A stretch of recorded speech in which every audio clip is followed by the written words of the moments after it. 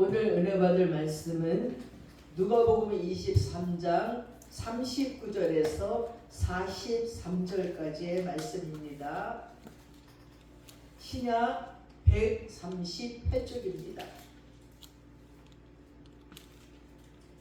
신약 138쪽 누가복음 23장 39절에서 43절까지의 말씀을 제가 봉독해 올리겠습니다. 달린 행악제 중 하나는 비방하여 이르되 내가 그리스도가 아니냐 너와 우리를 구원하라 하되 하나는 그 사람을 꾸짖어 이르되 내가 동일한 정죄를 받고서도 하나님을 두려워하지 아니하느냐 우리는 우리가 행한 일에 상당한 보응을 받는 것이니 이에 단연하거니와 이 사람이 행한 것은 옳지 않은 것이 없느니라 하고 이르되 예수여 당신의 나라에 임하실 때에 나를 기억하소서 하니 예수께서 이르시되 내가 진실로 내게 이르노니 오늘 내가 나와 함께 낙원에 있으리라 하시니라. 아멘. 1885년 4월 5일에 인천 제물포에 멋진 분들이 도착했습니다. 미국 장로교회 선교사인 언더우드 선교사님이, 그리고 감리교회에서 선교사인 아펜셀러 선교사님이 도착을 했습니다. 그리고 그들은 이렇게 기도했습니다. 주님, 우리는 부활절 아침에 이 땅에 왔습니다. 바로 이날 사망의 권세를 깨뜨리고 부활하신 주님이 이 나라 백성에게 얽매인 사슬을 풀어주세요. 하나님의 자녀로서 빛과 자유를 주세요 하고 기도하고 우리나라에서 선교했습니다. 그 후에 그들은 언더우드 목사님은 연희 전문학교를 설립해서 연세대학교의 뿌리가 되셨고 아펜셀러 선교사님은 배제 학당을 설립해서 근대 교육과 기독교를 전파했습니다. 그 후로 141년이 지났습니다. 이제 우리나라는 세계에서 가장 큰 교회가 진짜 5개가 넘게 있고, 그리고 제일 큰 감리교회, 제일 큰 장로교회가 우리나라에 있습니다. 하나님의 축복 속에 세계 경제도 13에서 14위에 들어가고 있습니다. 교세는요, 개신교 신자만 900에서 1000만이 넘고요. 전체 인구의 17, 19%가 된대요. 또한 교회 수는요, 약 6만 개가 된답니다. 선교사의 파송은 2만 명을 파송했고, 파송 국가는 170여 개국의 선교사를 파송했습니다. 이게 얼마나 놀라운 일인지 모릅니다.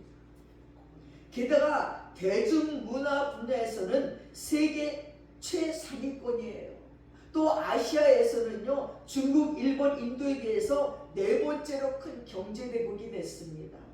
하나님의 축복 가운데 이렇게 아름답게 이 나라는 성장했어요. K-팝이요, 드라마가, 영화가, 게임이, 웹툰이, 음식문화, 디지털 팬덤문화, 그런 것이 미국과 영국과 함께 세계 트렌드를 지금 주도하고 있는데 모두 지금 한국에서 배우겠다고 난립니다. 미국 대학에서도요, 막 교수들이 대놓고 얘기해요. 니네들이 세계적인 인물이 되려면 한국을 모르면 안 된다 해갖고 그냥 BTS 그거 틀어주고 계속 한국에 대해서 얘기를 하면서 한국을 배워야지만 성장할 수 있다고. 미국뿐만이 아니에요. 그 외의 국가들은 뭐 말할 것도 없습니다. 한국어 배우려고 얼마나 노력하는지 몰라요. 일본에서도요, 옛날에 지네가 우리나라를 지배하면서 우리말을 없애버리고 일본말을 배우게 했던 그들이 한국말을 지금 배워요. 카페에 모여 앉고 음식점에 모여 앉아서 한국말로 얘기하는 게 유행이에요. 일주일 동안 한국말을 쭉 배워가지고 거기서 한국말을 가장 잘하는 자에게는 밥을 사주는 거예요. 뭐 한국말을 막 하게 내가 지나가면서 한국에서 왔냐 그러니까 너 아니래. 자기 다 일본인 학생들인데 우리는 한국말을 배우는 중이에요. 여기 한국말로 일주일 동안 열심히 연습해서 여기에서 써먹는 거래요. 한국말로만 얘기하는 게 유행이래요. 그래야지 고급져 보이고 그래야지 우아해 보인대요. 얼마나 멋집니까? 이제는 웬만한 나라에 가서 안녕하세요 뭐 이런 거는 다 한국말로 해요. 이거 얼마예요? 이런 거 다 한국말로 해요. 우리가 비싸요 그러면 안 비싸요까지 얘기를 해요. 너무 재밌는 거 있죠. 그렇게 우리나라는 이제 발전이 됐습니다. 그래서 며칠 전에 유재석 씨가 하는 프로에 보니까요. 아우 세상에 난 그때 조금 감격했어. 악마는 프라다를 입는 데에 나온 유명한 여배우들이 딱 등장을 하는 거예요. 그리고 제 2탄이 나왔는데 한국에 소개시키려고 온 거예요. 한국을 너무너무 좋아하는 거예요. 한국에서 제일 먼저 상영이 된다는 거예요. 그래서 한국인들한테 자기가 인사를 해. 잘 좀 봐주세요. 그리고 둘이서 인사를 하는 거예요. 한국에서 히트를 치면 세계적으로 히트를 친다는 거예요. 저는 그걸 보면서 이야 진짜 한국이 많이 성장했다. 세계적인 영화 배우가 유재석 씨 프로에 와서 유재석과 함께 농담하면서 그 얘기하는 걸 보면서 야 진짜 어떻게 이렇게 변할 수가 있고 이렇게 성장할 수가 있을까 하는 생각을 했습니다.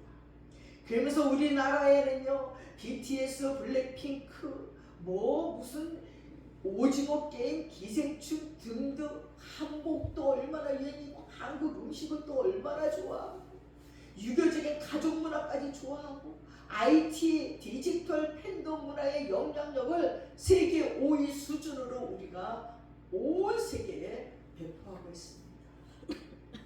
사랑하는 여러분, 그 비참했던 6.25의 모습은 볼 수가 없어요. 우리는 이렇게 성장을 했습니다.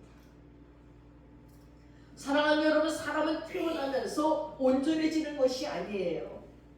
사람은 성장해 가면서 온전해지는 것입니다. 역시 믿음도 마찬가지예요. 온전해져서 성장하는 것이 아니라 성서적인 믿음은 반드시 예수 그리스도 안에서 출발하면서 성장합니다. 첫째, 예수를 주님으로 부르고 죄를 고백하고 고백한 죄를 돌이켜 회개를 하고 성령으로 하나님의 자녀가 되매 인침을 받으시고 그리고 자유와 기쁨과 평안과 기업을 누리게 되는 것입니다.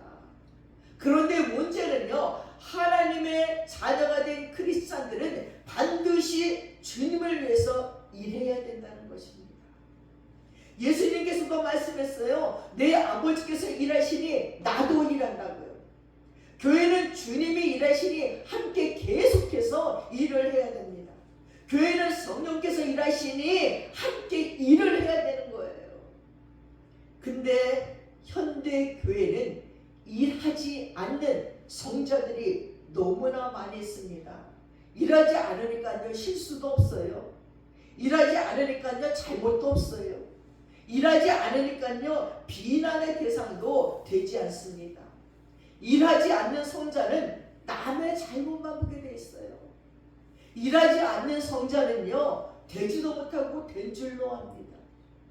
일하지 않는 성자는요 도사처럼 하고 앉아서 외식을 하는 자예요. 교회는 일하지 않는 성자보다 실수하는 일꾼이 필요하다는 거예요. 주님을 위해서 일하는 일꾼, 교회를 위해서 일하는 일꾼, 이웃을 위해서 일하는 일꾼, 하나님의 일꾼은요 실수를 해도 일을 계속하는 거예요. 하나님의 일꾼은요 욕을 먹어도 일을 계속하는 거예요. 하나님의 일꾼은요 비난받아도 일을 계속하는 거예요. 하나님의 일꾼은 어떠한 처지, 어떠한 형편에 있어도 일을 계속하는 것입니다. 하나님의 일꾼은 일을 중단하지 않아요. 왜냐하면 하나님이 일하시니까요. 예수님이 일하시니까요. 우리도 계속 일을 해야 되는 것입니다. 하나님의 일꾼은 밤이나 낮이나 힘써 일하고 수고하면서 친히 일하는 사람이에요. 자신의 맡은 일에 변함없이 일하는 사람입니다. 그래서 충성된 일꾼은 밤이 오기 전에 일해요. 밤이 오면 일할 수 없다는 것을 알고 부지런히 일하는 사람입니다. 이번에 부산 노예에 갔다가 포항에 구룡포에 갔어요. 근데 구렁펴고 바닷가에 아주 옛날 어부들이 사는 집에 머물렀어요. 근데 정말 거기는요, 해가 딱 지니까 캄캄해서 아무 데도 갈 수 없어요. 내 집안에만 있는 거죠. 해가 지는 순간 캄캄해요. 우리는 생각해요. 이 현대 문명을 누리고 살면서 왜 밤에 일하지 못하지? 밤에 그렇게 전기불이 번쩍번쩍하고 그냥 대낮까지 환한데, 서울은 그렇게 환한데 시골로 가면요 아주 캄캄해요. 그러니까 밤이 되면 아무 일도 할 수가 없어요. 그래서 충성된 일꾼은 밤이 오기 전에 일해야 된다는 것입니다. 밤이 되면 일할 수 없다는 것을 알고 낮에 부지런히 일하는 것입니다. 사랑하는 여러분, 마태복음 25장에 보면 예언된 종말과 심판에 대한 이야기들이 여러 가지 비유를 통해서 나와 있습니다. 마태복음 25장의 경계 대상으로 주목되는 사람은 적극적으로 악행을 일삼는 자들이기보다는 하나님의 사업을 적극적으로 이루어 가지 않는 사람들이에요. 마태복음 25장 8절과 10절에 보니까요, 미련한 5 처녀들이 기름을 준비하는 일을 태만하게 여겼기 때문에 등잔에 기름이 졸다가 떨어졌어요. 근데 10명의 아가씨들이 다 졸았어요. 기름이. 왜 너무 늦게 오는 거예요, 이 신랑이. 졸며 깨며 아무래도 안 오는 거예요. 근데 오늘은 신랑이 왔다고 눈을 떠보니까 아니, 한 5명의 처녀에게는 기름이 깜빡깜빡 꺼져가는 거예요. 아니, 10명의 그 신부들의 등잔에 불이 다 꺼져갔어요. 근데 5명은 벌떡 일어나더니 준비해온 기름을 자기 등잔에 붓고 불을 켜었습니다.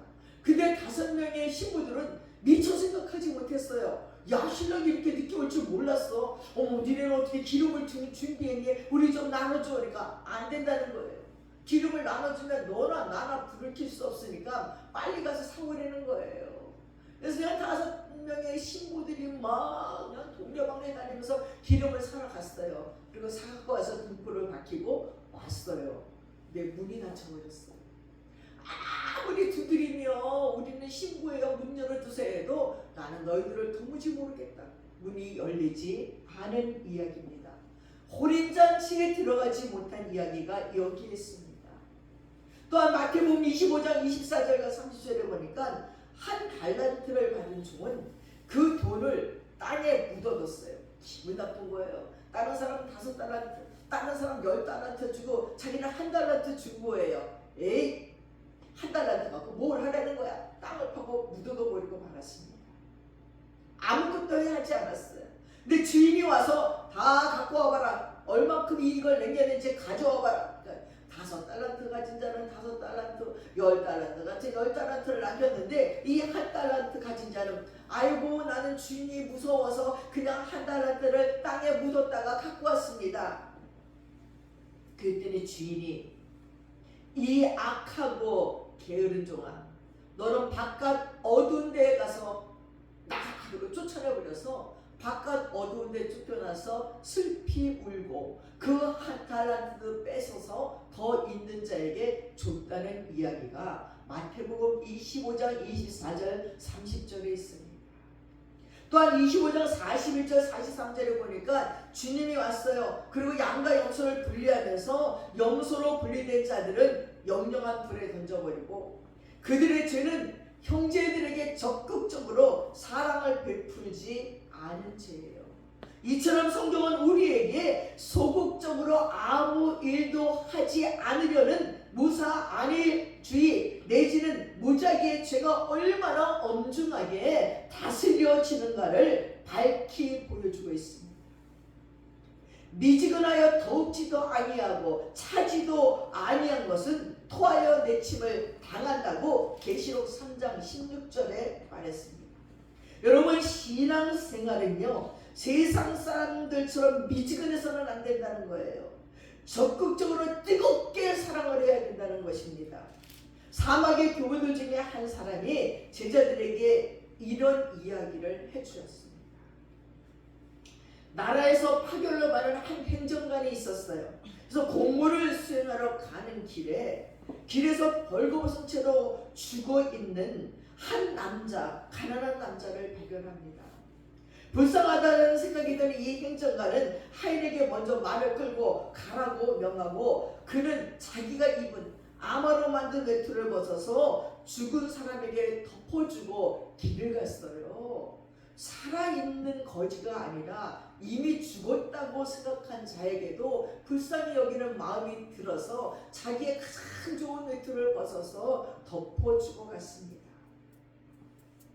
근데 며칠 후에 이 행정관이 다시 공무를 수행하려고 파견받아서 가던 중에요. 말에서 떨어져서 발이 부러져 버리고 말았어요. 하인이 주인을 간신히 데리고 집으로 와서 의사들을 불러서 치료를 받게 했습니다. 닷새가 지나니까요, 이 부러진 발이 시커멓게 변하기 시작을 하는 거예요. 이를 지켜본 의사들은 발이 썩어 들어가고 있다는 것을 알았습니다. 의사들은 이 사람을 살리려면 발을 절단하지 않으면 안 된다는 결론을 내리지 않을 수 없었어요.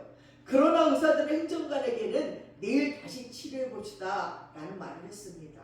그러자 이 사람은 손짓을 해서 하인을 불러 의사들을 따라가서 그들끼리 무슨 말을 하는지 들어보라고 명했습니다. 의사들은 하인에게 말을 해주는 거예요. 내 주인의 발은 점점 썩어 들어가고 있어서 발을 절단하지 않으면 죽게 생겼어. 그래서 우리는 내일 아침에 와서 하나님이 시키는 대로 할 예정이야. 하인은 울면서 주인에게 와서 의사들의 한 이야기를 그대로 말해줬어요. 이 말을 들은 행장관은 억장이 무너지는 거예요. 싹 비우는 거예요. 근데 너무 낙심이 돼서 잠을 잘 수가 없는 거예요. 근데 이상한 일이 생겼어요. 희미한 양초의 불빛만 아물거리고 있는 한밤중에 문을 그대로 통과하고 들어오는 사람이 있었습니다. 그리고 그 사람이 행정관에게 다가와서 물었습니다. 왜 울고 계십니까?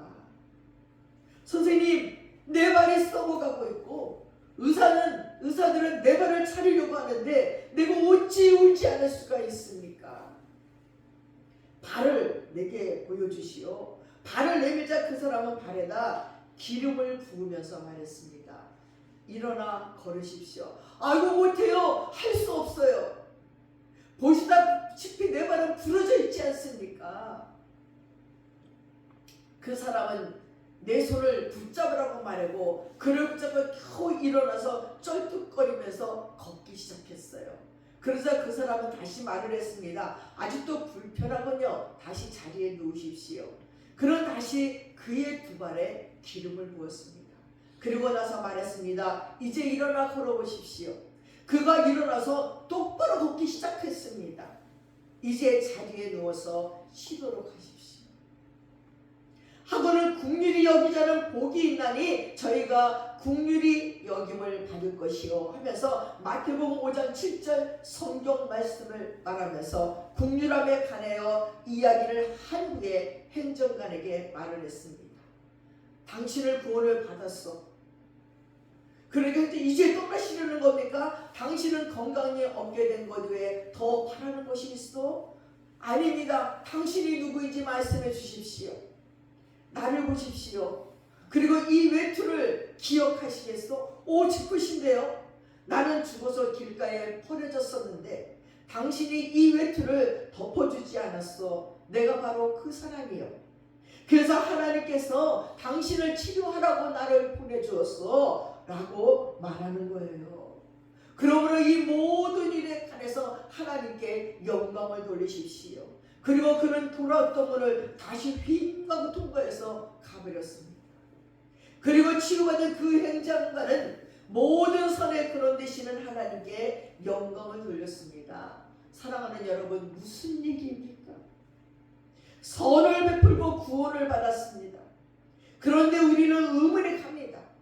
우리가 예수님을 영접하고 구원에 이르렀다고 믿는 것, 예배서 2장 8절 9절에 너희가 그 은혜로 말미암아 믿음으로 말미암아 구원을 얻었나니 이것이 너희에게서 난 것이 아니요 하나님의 선물이라. 행위에서 난 것이 아니라 이는 누구든지 자랑치 못하게 함이라고 했어요. 분명히 이렇게 말씀을 하셨는데 마태복음 25장에는 웬 행위를 강조하느냐는 것입니다. 그러나 다시 한번 생각해 보십시오. 우리가 구원받았다는 것이 얼마나 대단한 일이죠. 그것은 감격과 눈물이 없이는 받을 수 없는 너무나 분에 넘치는 하나님의 선물이에요. 이걸 아는 사람들이라면 당연히 그 기가 막힌 축복의 은혜에 대한 적극적인 반응이 있어야 되지 않겠는지요. 엄청난 구원을 받았음을 분명히 믿고 감격을 하신다면 거기에 대한 반응은 반드시 나와야 됩니다. 그 반응은 지금부터 구원을 받은 자답게 하나님을 위하여 살겠다고 하는 결심과 순종으로 표현이 되어야 되는 겁니다. 입으로 구원을 받았다고 하면서 응답을 해서 행위가 희미하다면 그 사람의 구원 자체를 의심해야 할지도 모르겠습니다. 2000년 전 칼보리 산 위에는 십자가가 셋이 서 있었습니다. 중앙에는 예수 그리스도가 달렸고 양옆에는 강도 두 명이 달렸습니다. 죄라고 보는 눈꼽만치도 없으신 우리 예수님께서 그 험악한 두 강도 사이에 달리셔서 죽으셔야 함은 인간의 생각으로는 납득이 가지 않습니다. 그러나 이사야 53장 12절에 이미 예언이 되어 있습니다. 그는 범죄자 중에 하나로 재앙을 받으리라고 쓰여 있습니다. 또한 주님이 친히 말씀을 하시기를 내가 세상에 온 것은 의인을 부르러 온 것이 아니요 죄인을 불러 구원하러 왔노라고 말씀했습니다. 그렇습니다. 우리의 주님은 세리와 죄인의 친구로서 십자가에서 죄인을 구원하기 위해 죽으셨을 뿐만 아니라 죄인과 같이 고난을 당하셨습니다. 이렇게 주님의 우편에도 강도가 달렸고 주님의 좌편에도 강도가 달렸습니다. 이 두 강도는 얼핏 보기에는 같은 것이 많이 있어요. 아마 얼굴이 비슷했을 것이고 그 흉악무도하게 생겼을 것이고 성질도 아주 악할 겁니다. 그리고 같은 죄를 범했습니다. 같이 십자가를 지고 골고다 언덕에 올라왔습니다. 같이 십자가에 박혀 높이 매달렸습니다. 처음에는 너무 고통스러워서 남산에 땀 맞고 종로에서 하풀이 하듯이 예수님을 비방했습니다. 그러나 하나는 그 고통스러운 십자가 위에서 회개를 했습니다. 그러나 하나는 회개를 하지 않았습니다. 어떤 이는 동일한 고통 속에서 하나님의 소리를 듣고 어떤 이는 하나님께 원망하고 그분을 저주합니다. 어떤 이는 동일한 문제 속에서 하나님께 돌이키고 어떤 이는 하나님의 곁을 떠나버립니다. 두 강도가 똑같이 십자가에 똑같은 제목으로 처형을 당하는데 한 강도는 네가 나와 함께 낙원에 이르리라는 소리를 듣고 구원받았고 한 강도는 육신도 영혼도 영원히 멸망당해버리고 말았습니다. 인생이란 참으로 신기합니다. 이렇게 사람들은 함께 어깨 동무하며 인생길을 가다가도 갈리는 수가 있습니다. 그래서 주님은 이렇게 말했습니다. 두 여인이 함께 맷돌을 가다가 한 여인은 데려감을 당하고 한 여인은 그냥 두었다고. 둘이 손잡고 맷돌을 가다가 하나는 공중으로 휴거를 당하고 하나는 휴거되지 못해서 그 올라가는 친구를 그저 바라보고 있어야 되는 겁니다. 기가 막힐 노릇이지요. 그때는 아무리 참으려고 애를 써도 잡을 수 없고 아무리 따라가고 싶어도 따라갈 수 없습니다. 왜 그랬을까요? 하나는 회개를 하였고 하나는 회개를 하지 않았습니다. 우리는 우리의 모든 죄는 동일합니다. 우리는 모두 연약하기 그지없습니다. 그러나 회개를 했느냐 아니냐에 따라 천지 차이가 난다는 것입니다. 사랑하는 여러분, 톨스토이가 한 이야기 중에 이런 이야기가 있어요. 어떤 성인 앞에 두 여인이 서 있습니다.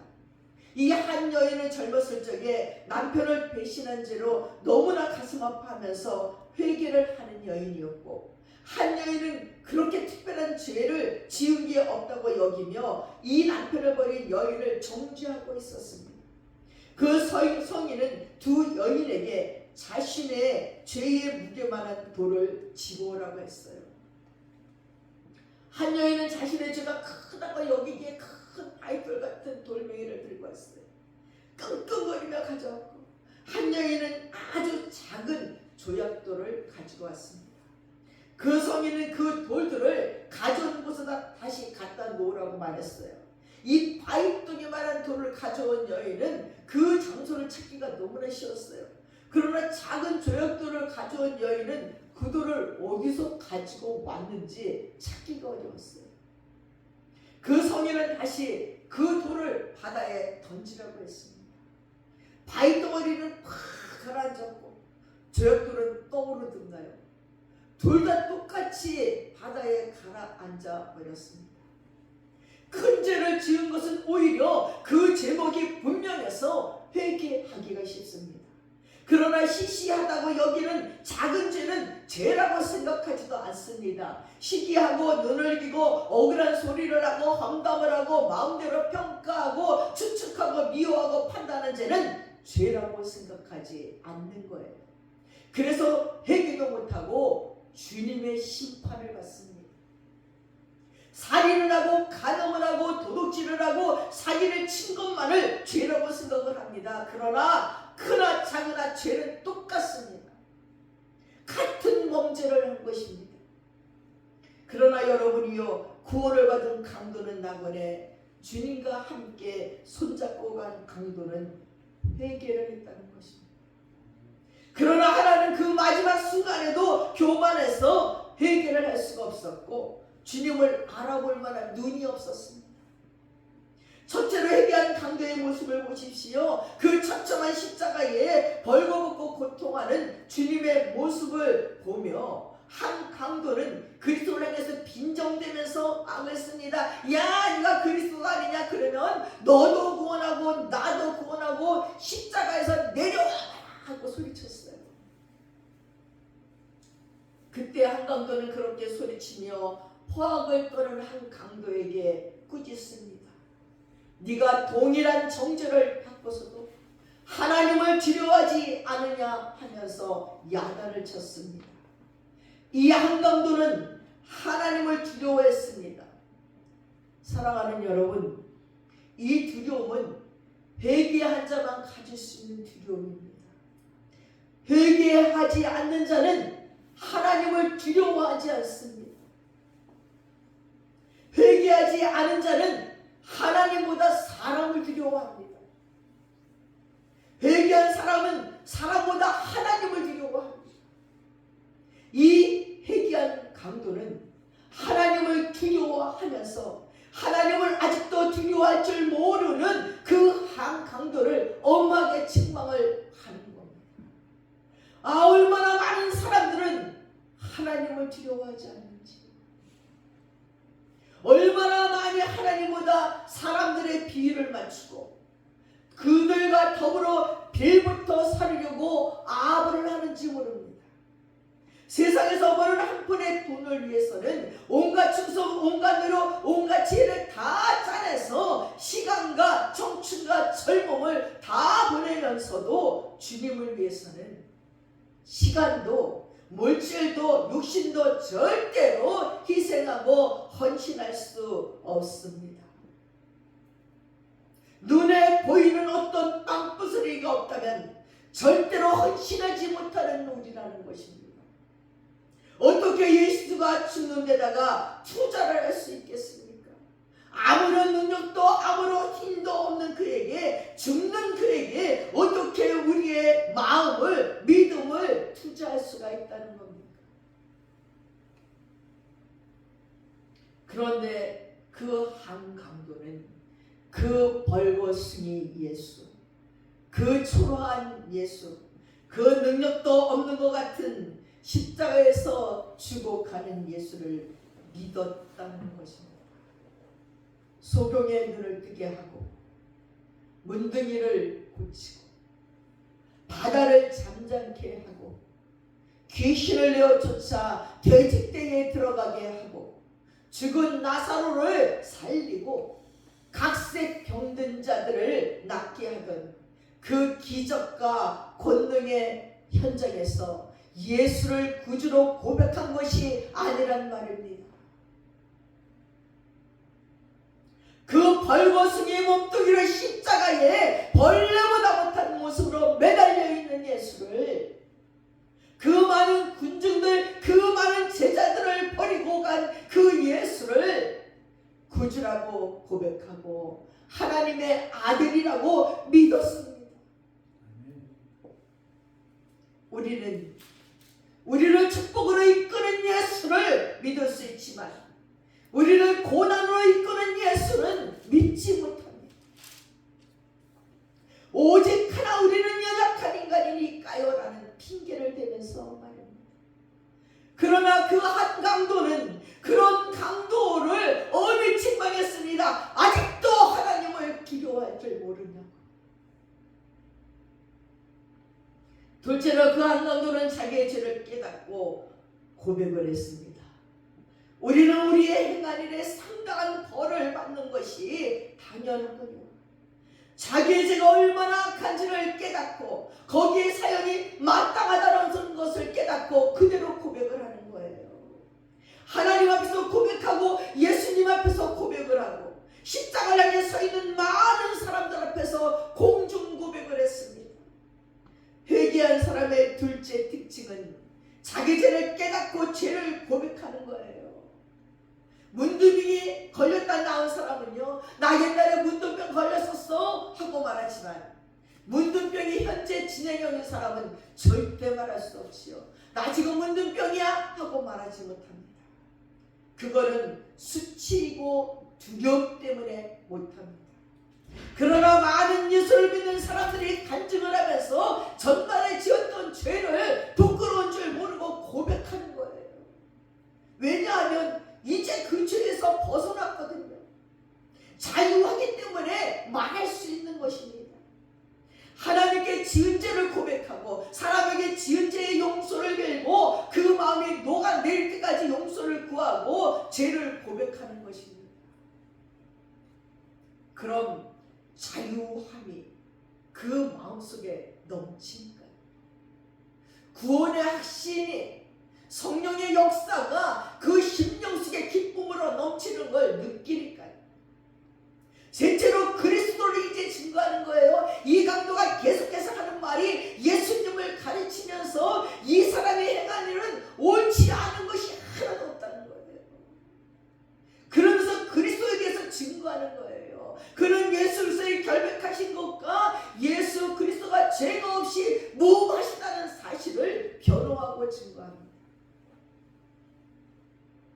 빌라도도 두려워서 예수를 내어줬고 제자들도 부인하는 예수를, 이 강도 하나만이 외로운 예수를 변호하고 있는 거예요.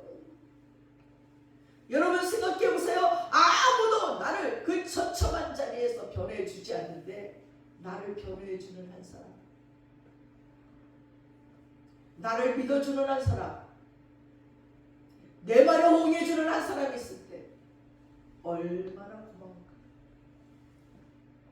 사람들은 얼마나 간사한지요, 사람들은 얼마나 믿을 게 못 되는지요. 불이익을 당할 것이 두려워서 다 도망가고 다 배신했어요. 죽기까지 따르게 뜨던 제자들도 예수님의 능력을 거두니 다 주의 명을 쳐버렸습니다. 전 이번에 이런 걸 느꼈어요. 옥신자매를 데리고 병원을 쫓아다녔어요. 진단서를 써달라고.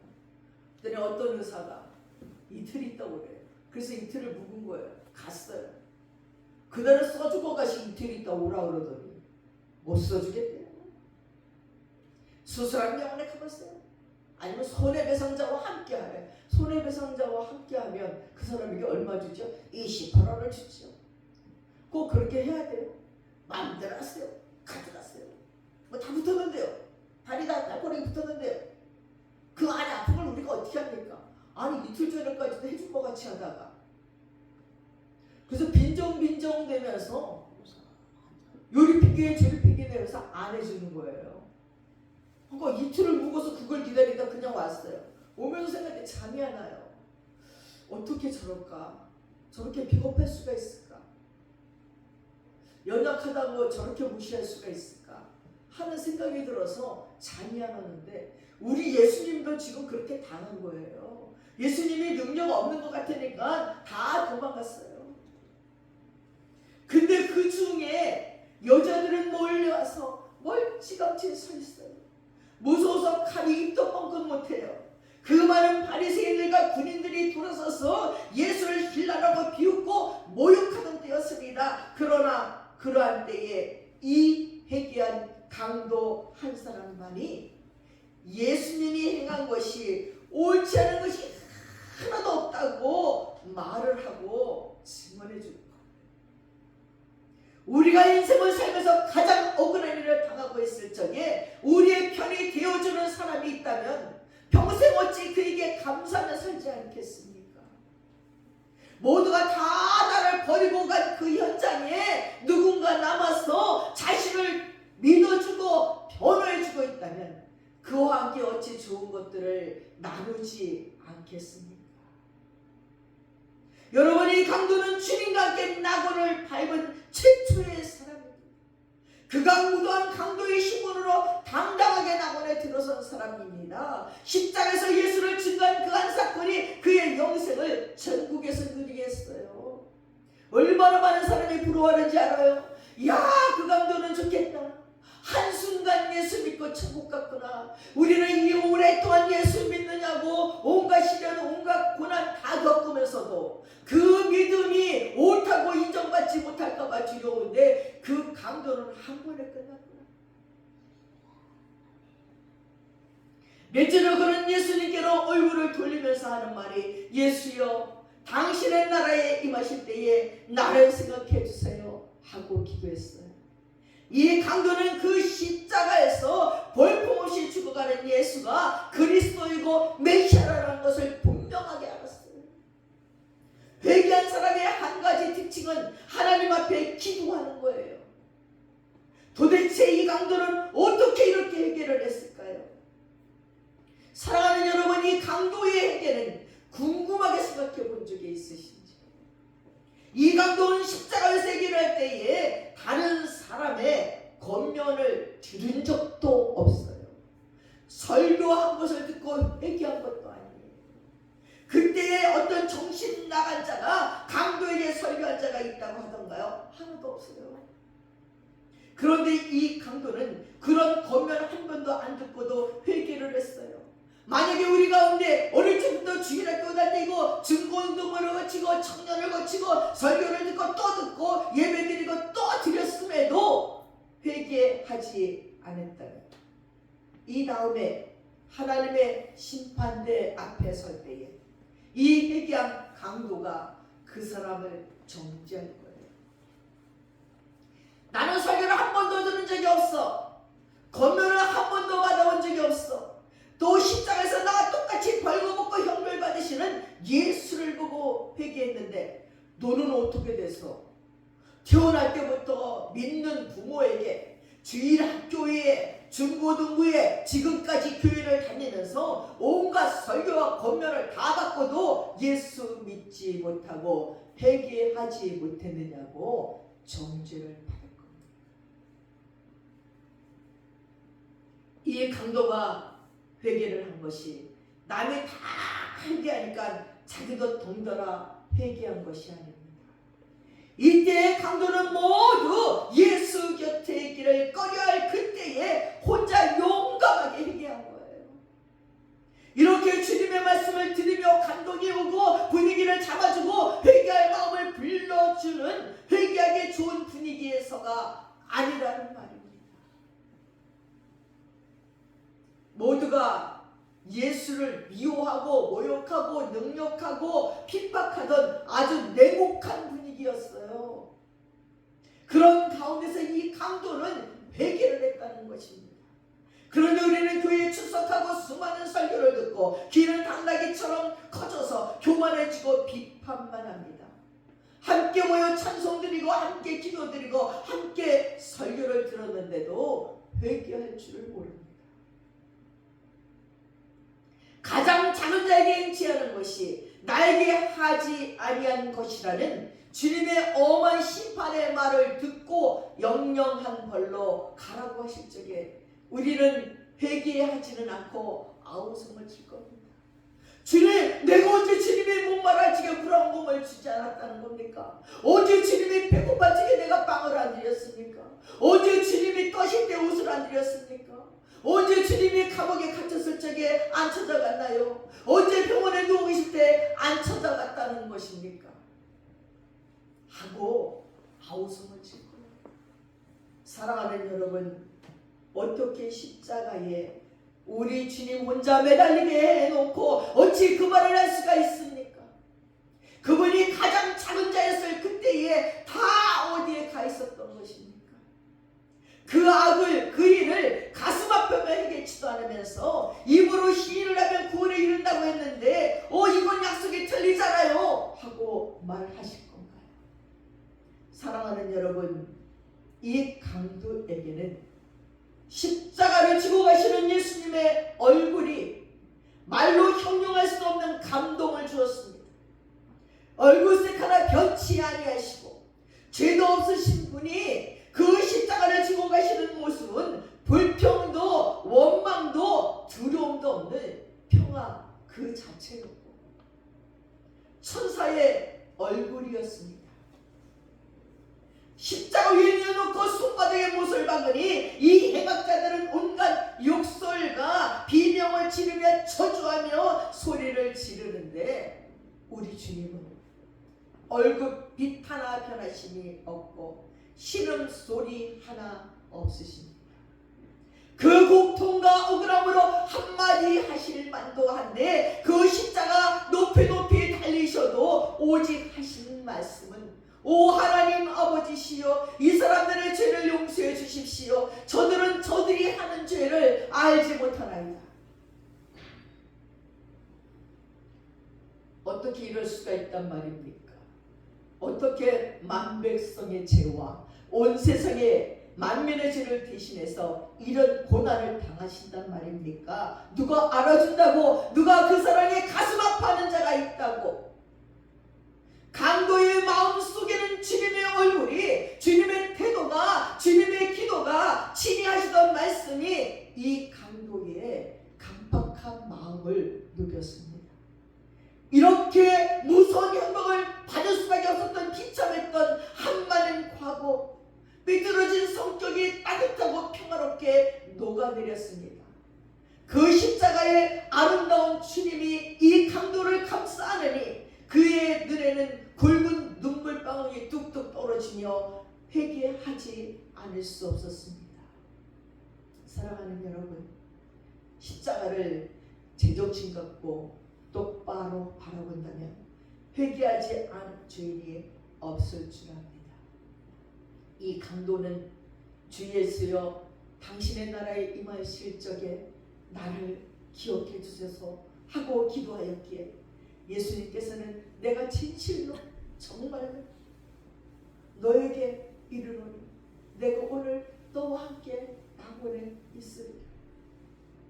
이 강도는 회개한 그날로 낙원에 들어갔어요.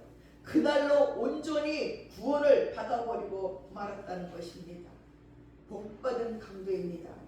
아침에는 마귀하고 조반을 먹고 저녁에는 예수님하고 저녁을 먹었으니까요. 전날 밤은 지옥에서 잤는데 그날 밤은 천당에서 잤으니까요. 그뿐인가요? 이 강도는 우리 예수님의 육신 생활에 있어서 최후의 친구가 되어서 십자가의 최후 고난을 받으시는 예수님을 위로해 주었습니다. 죽은 거지의 코트를 벗어준 것도 잊지 않게 하시는 하나님이 어떻게 예수의 고난을 위로한 이 강도를 그냥 두시겠습니까? 이 강도가 그 낙원길에 예수님의 동무되어서 들어갈 적에 천군 천사들이 마주나와 빵빠레를 불면서 환영하고 말하기를 우리 주님 좀 봐, 강도까지 구원해서 데려오시고 계시네, 할렐루야 찬송을 부르셨을 것입니다.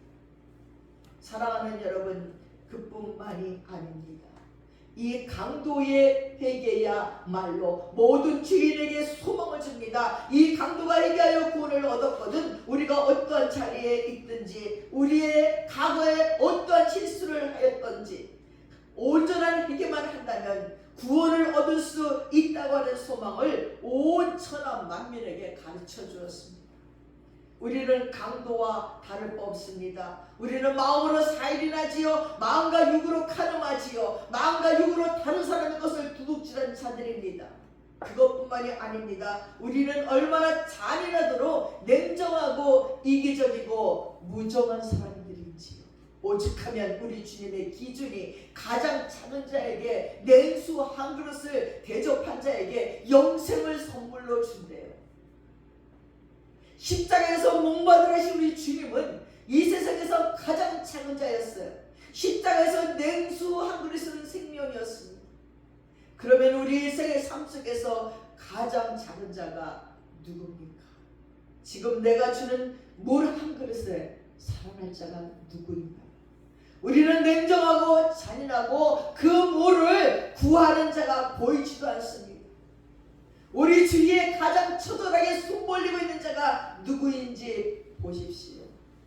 그것도 못해서 영원로 가는 어리석은 자가 한 사람도 없기를 바랍니다.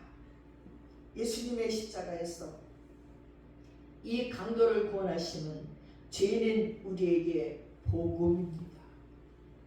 그러므로 우리의 과거에 어떤 죄를 졌든지 어떤 실수를 하였던지 하나님께서 기회 주시는 이때에 온전히 십자가를 붙잡고 회개하시고 온전히 주님 앞에 통회 자복하시고 구원을 얻으시기 바랍니다. 그래서 나의 행함이 없어서 어쩌나 하지 마시고 지금까지 없었음에도 회개하시고 이제는 행함이 있는 믿음으로 주님과 함께 낙원에 들어갑시다. 주님의 친구 되어 고통받는 이웃과 함께 고통하시는 주님의 친구 되어 우리가 그분을 위로합시다. 그렇게 영원토록 사시기를 간절히 축원드립니다. 기도하겠습니다.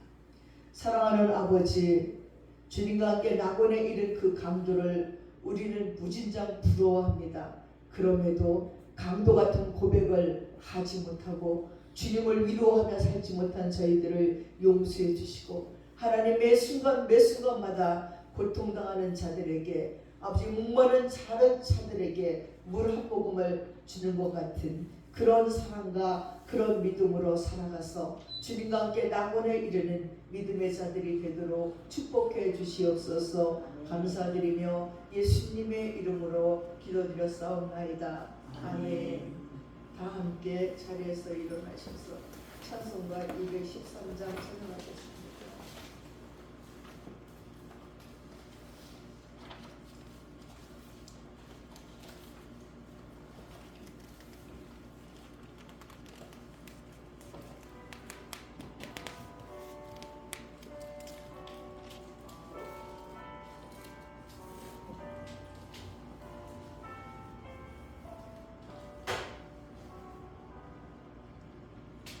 나의 생명